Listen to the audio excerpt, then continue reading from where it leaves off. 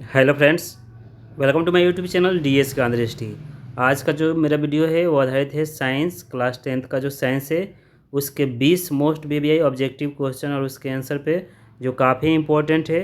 अगर आप 20 के 20 सही कर पाते हैं तो आपकी बोर्ड तैयारी मतलब क्लास 10th के लिए आपकी तैयारी बहुत ही नंबर 1 है। तो इस वीडियो को आप अंत तक देखिए और कोशिश कीजिए कि सभी प्रश्नों का आप उत्तर दे पाएँ। तो पहला प्रश्न है कि मनुष्य के लार में कौन एंजाइम पाया जाता है। मनुष्य के लार में कौन एंजाइम पाया जाता है। ऑप्शन से A pepsin, option B trypsin, option C lipase और ऑप्शन डी टाइलिन।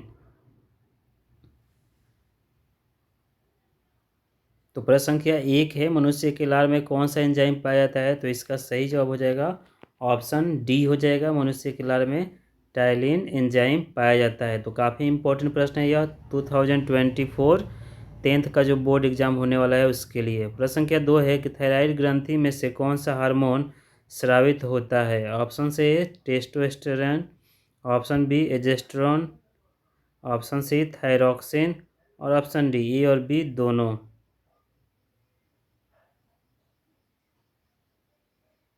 तो प्रश्न संख्या जो 2 है, थायराइड ग्रंथि में से कौन सा हार्मोन स्रावित होता है। तो इस प्रश्न का सही जवाब हो जाएगा ऑप्शन सी थायरॉक्सिन हार्मोन स्रावित होता है। प्रश्न संख्या 3 है, ये भी इम्पोर्टेंट प्रश्न है कि शुद्ध जल कैसा होता है। शुद्ध जल कैसा होता है। ऑप्शन से ए उदासीन, ऑप्शन बी क्षारीय, ऑप्शन सी अम्लीय और ऑप्शन डी खट्टा।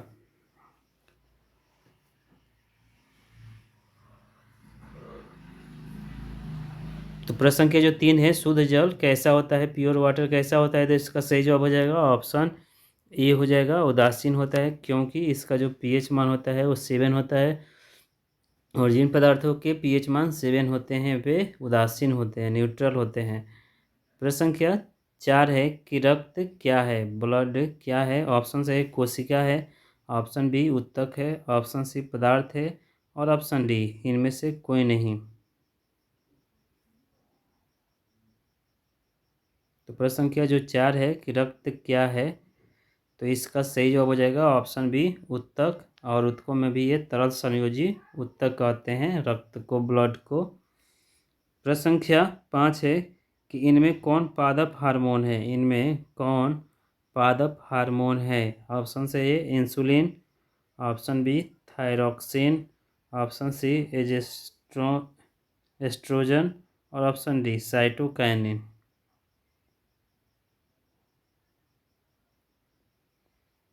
तो प्रश्न संख्या जो 5 है इसका जो सही जवाब हो जाएगा ऑप्शन डी हो जाएगा।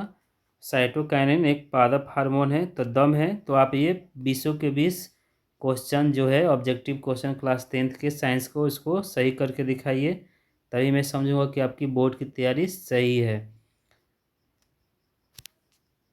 प्रश्न संख्या 6 है कि किस रंग का तरंग दैर्घ्य अधिक होता है। किस रंग का तरंग दैर्घ्य सबसे अधिक होता है। ऑप्शन से ए हरा, ऑप्शन बी लाल, ऑप्शन सी काला और ऑप्शन डी सफ़ेद।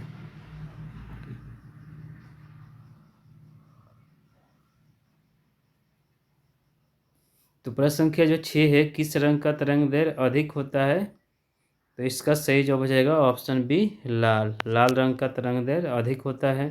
प्रश्न संख्या 7 है कि निम्न में किस दर्पण की फोकस दूरी धनात्मक होती है। निम्न में किस दर्पण की फोकस दूरी धनात्मक होती है। ऑप्शन से ए समतल दर्पण की, ऑप्शन बी उत्तल दर्पण की, ऑप्शन सी अवतल दर्पण की और ऑप्शन डी उत्तल लेंस की।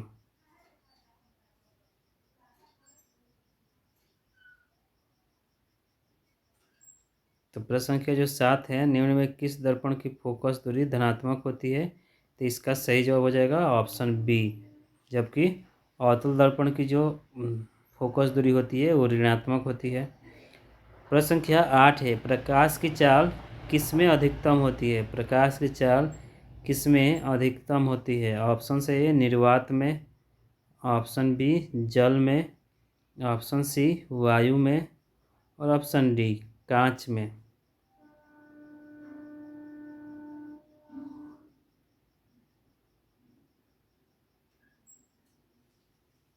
तो तो प्रश्न संख्या जो 8 है, प्रकाश की चाल किस में अधिकतम होती है?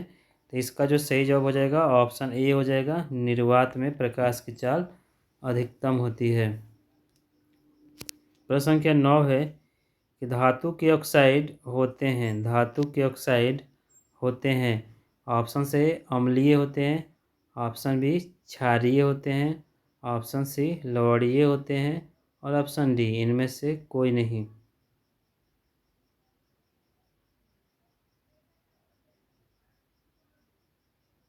तो प्रश्न संख्या जो 9 है, धातु के ऑक्साइड होते हैं। तो इस प्रश्न का जो सही जवाब हो जाएगा ऑप्शन बी हो जाएगा, धातु के ऑक्साइड क्षारीय प्रकृति के होते हैं। प्रश्न संख्या 10 है, प्रकाश का वर्ण विक्षेपण किस उपकरण से संभव होता है? प्रकाश का वर्ण विक्षेपण किस उपकरण से संभव होता है? ऑप्शन से ए दर्पण से, ऑप्शन बी लेंस से, ऑप्शन सी प्रिज्म से और ऑप्शन डी प्रकाश की सिल्ली से।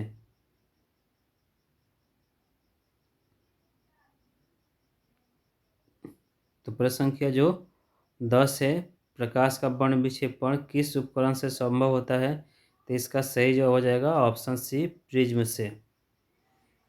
प्रश्न संख्या 11 है कि किस रंग का तरंग दैर्घ्य सबसे कम होता है? किस रंग का तरंग दैर्घ्य सबसे कम होता है? ऑप्शन से ए लाल रंग का, ऑप्शन बी पीला रंग का, ऑप्शन सी बैगनी का और ऑप्शन डी नीला रंग का।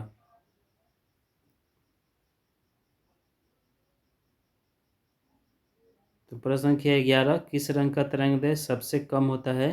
तो इसका सही जवाब हो जाएगा ऑप्शन सी बैगनी का, जबकि लाल रंग का सबसे अधिक होता है तरंग दैर्घ्य।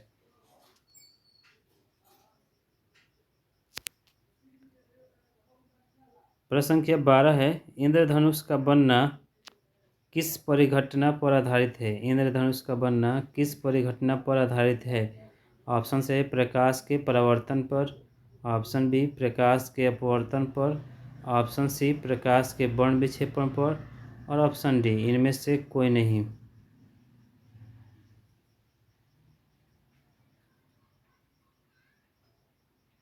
तो प्रश्न संख्या जो 12 है, इंद्रधनुष का बनना किस परिघटना पर आधारित है? तो इसका सही जवाब हो जाएगा ऑप्शन सी प्रकाश के वर्ण विक्षेपण पर। प्रश्न संख्या 13 है कि किसी वस्तु का प्रतिबिंब नेत्र के किस भाग पर बनता है? किसी वस्तु का प्रतिबिंब नेत्र के किस भाग पर बनता है?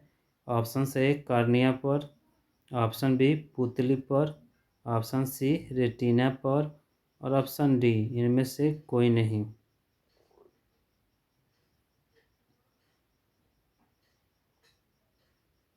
तो प्रश्न संख्या 13, किसी वस्तु का प्रतिबिंब नेत्र के किस भाग पर बनता है? इसका सही जवाब हो जाएगा ऑप्शन सी रेटिना, जिसको दृष्टिपटल भी कहते हैं। प्रश्न संख्या 14 है कि रासायनिक अभिक्रिया केमिकल रिएक्शन में भाग लेने वाले पदार्थ क्या कहलाते हैं? ऑप्शन से ए अभिकारक, ऑप्शन बी उत्पाद, ऑप्शन सी दोनों और ऑप्शन डी इनमें से कोई नहीं।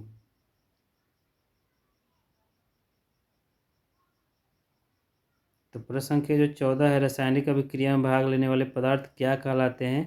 तो इसका सही जवाब हो जाएगा ऑप्शन ए अभिकारक या अभिक्रमक, और इंग्लिश में रिएक्टेंट कहते हैं। जो रासायनिक अभिक्रियाओं में पदार्थ भाग लेते हैं उन्हें रिएक्टेंट, अभिकारक या अभिक्रमक कहते हैं। जबकि रासायनिक अभिक्रियाओं के फलस्वरूप जो पदार्थ बनते हैं तो उसे हम उत्पाद, प्रतिफल या प्रोडक्ट कहते हैं। तो ये भी प्रश्न काफ़ी इम्पोर्टेंट है। प्रश्न संख्या 15 है कि वे पदार्थ जिनका जलीय विलयन हाइड्रोजन आयन मुक्त करता है कहलाते हैं। वे पदार्थ जिनका जलीय विलयन हाइड्रोजन आयन मुक्त करता है कहलाते हैं।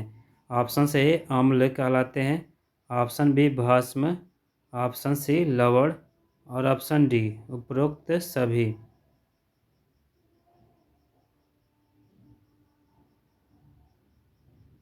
तो प्रश्न संख्या जो 15 है कि वे पदार्थ जिनका जलीय विलयन हाइड्रोजन आयन मुक्त करता है या देता है तो वे अम्ल कहलाते हैं। जबकि वे पदार्थ जिनका जलीय विलयन में वो हाइड्रोक्साइड आयन देते हैं तो वो भस्म कहलाते हैं।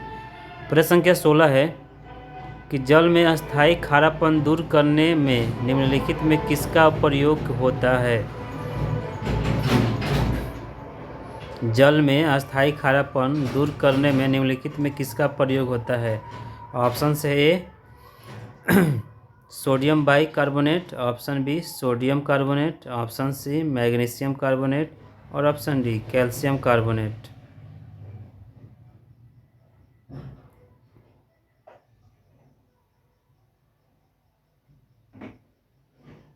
तो प्रश्न संख्या जो 16 है कि जल में अस्थायी खारापन दूर करने के लिए किसका प्रयोग होता है? तो इसका सही जवाब हो जाएगा ऑप्शन बी सोडियम कार्बोनेट, जिसका सूत्र होता है Na2CO3।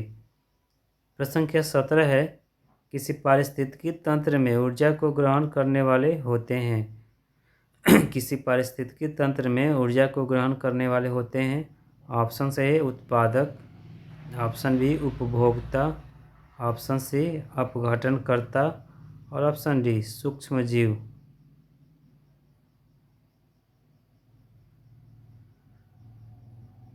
तो प्रश्न संख्या जो 17 है किसी पारिस्थितिकी तंत्र में ऊर्जा को ग्रहण करने वाले होते हैं, तो इसका सही जवाब हो जाएगा ऑप्शन ए उत्पादक।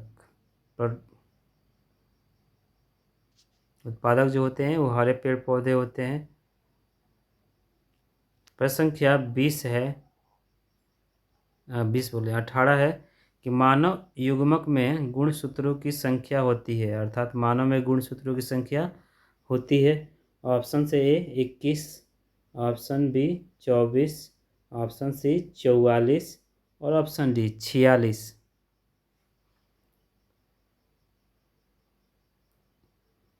तो प्रश्न संख्या 18 है कि मानव में गुणसूत्रों की संख्या है, तो इसका सही जवाब हो जाएगा ऑप्शन डी 46 46। जबकि कितने पेयर गुणसूत्र हैं, क्रोमोसोम हैं, तो वो हो जाएगा 23 जोड़ा या 23 पेयर। प्रश्न संख्या 19 है कि कायिक जनन निम्न में से किस प्रकार होता है? कायिक जनन निम्न में से किस प्रकार होता है? ऑप्शन से जड़ द्वारा, ऑप्शन बी स्तंभ द्वारा, ऑप्शन सी पत्ती द्वारा और ऑप्शन डी तीनों द्वारा।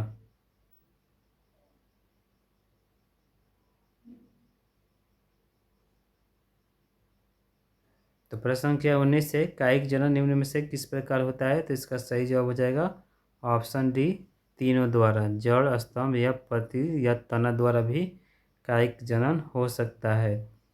प्रश्न संख्या 20 से काफ़ी इम्पोर्टेंट प्रश्न है कि प्रकाश संश्लेषण के लिए आवश्यक है, फोटोसिंथेसिस के लिए आवश्यक अवयव है। ऑप्शन से A chlorophyll, option B carbon dioxide तथा जल, ऑप्शन सी सूर्य का प्रकाश और ऑप्शन डी उपरोक्त सभी।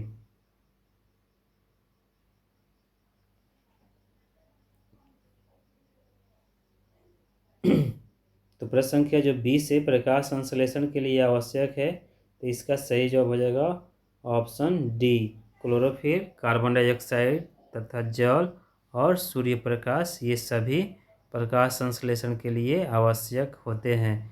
तो फ्रेंड्स ये था हमारा आज का वीडियो जो आधारित है क्लास 10th का जो साइंस है उसके बोर्ड परीक्षार्थियों के लिए मोस्ट VVI 20 ऑब्जेक्टिव क्वेश्चन और उसके आंसर पे आधारित था। अगर आप इस वीडियो में बताए गए 20 में से 15 क्वेश्चन भी आप सही कर पाते हैं तो आप इस बोर्ड यानी 2024 में जो बोर्ड परीक्षा होने वाली है उसमें आप अच्छे नंबर प्राप्त कर सकते हैं। तो thank you for listening and watching.